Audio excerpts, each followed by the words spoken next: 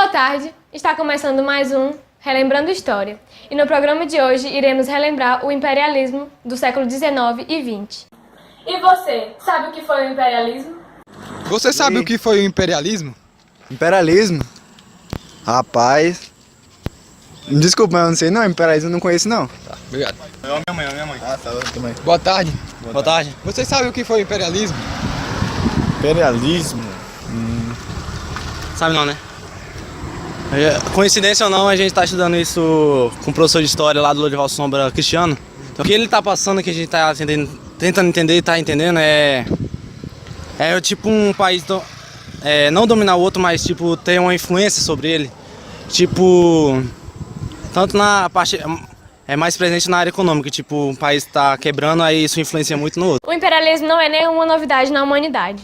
Desde os tempos antigos, há registro de regiões sendo dominadas por outras regiões ou civilizações inteiras sendo submetidas a outras civilizações. O imperialismo, que tem o seu auge no século XIX, tem os países europeus como seus principais agentes. Mas quais os motivos que levaram os países europeus a serem imperialistas? O imperialismo sugere, obviamente, uma era de impérios. Em grande parte, trata-se disso mesmo. O imperialismo do século XIX consistiu num tipo de política expansionista das principais nações europeias, que tinha por objetivo a busca de mercado consumidor, de mão de obra barata e de matérias-primas para o desenvolvimento das indústrias. Esse fenômeno de expansão dos países europeus teve início a partir do momento em que, após as revoluções burguesas do século XVII e XVIII e da formação das nações modernas na Europa, como Alemanha, Itália e França, houve um intenso processo de industrialização desses países. A industrialização gerou, por conseguinte, uma forte concorrência entre as nações, que passaram a disputar territórios e estabelecer as suas fronteiras com exércitos modernizados e uma sofisticada diplomacia. Esse processo acentuou gradualmente o caráter nacionalista dos países europeus. A necessidade de levar o progresso e a civilidade para as nações atrasadas. Essa era a principal justificativa dos países europeus para irem nas nações vizinhas, mas o real motivo era a busca de matéria-prima, mão de obra barata e mercado consumidor.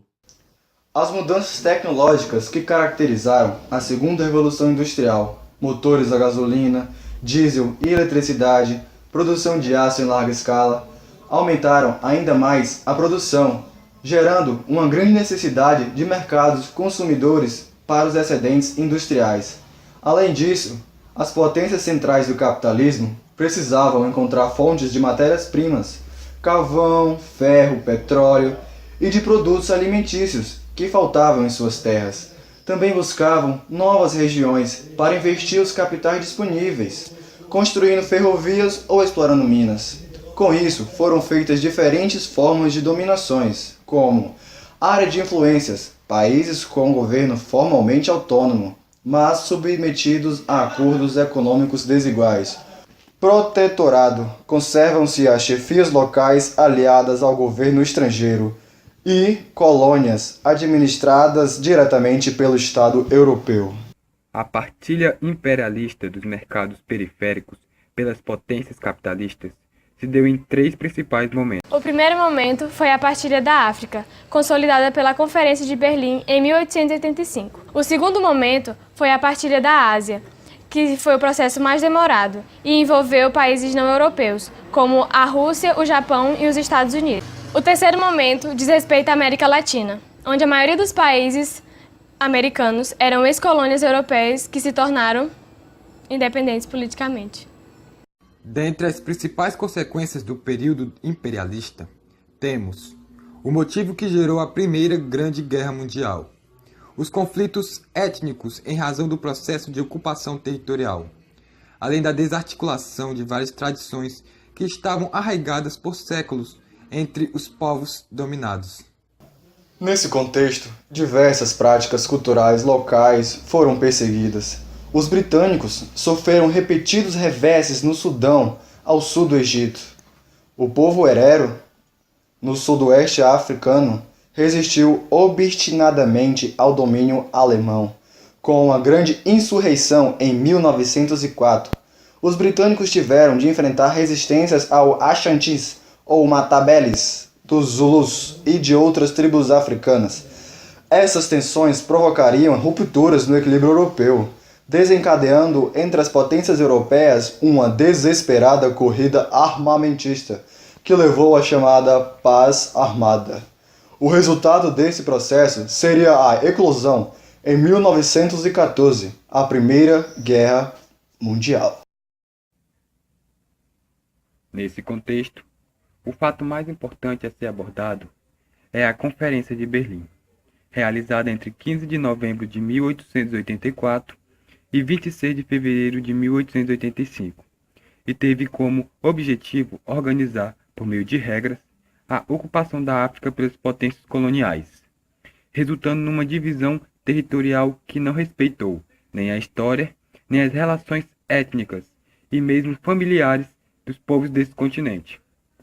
Porém, em épocas coloniais, não se enxergavam ou notavam a existência de milhares de povos entre os bosquimanos da África, além de não existirem territórios demarcados na África. Como resultado dessa conferência, a Grã-Bretanha passou a administrar toda a África Austral, com exceção das colônias portuguesas de Angola e Moçambique. Administrou também o sudoeste africano e toda a África Oriental, com exceção da Tangânica. Partilhou a costa ocidental e a norte com a França, a Espanha e Portugal. É assim que podemos compreender as dificuldades que certos países têm até os dias atuais.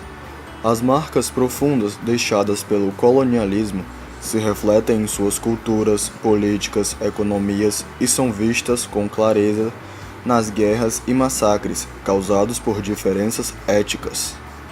São países ainda, de certa forma, dominados pelas nações poderosas. E a esse domínio chamamos de imperialismo.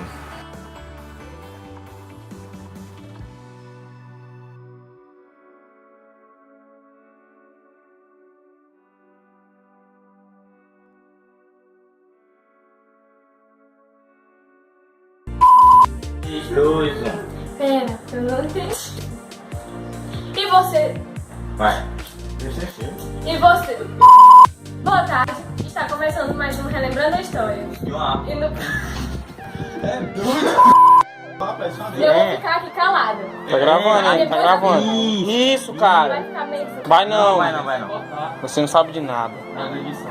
Eu sou especialista da TV Globo. Vai.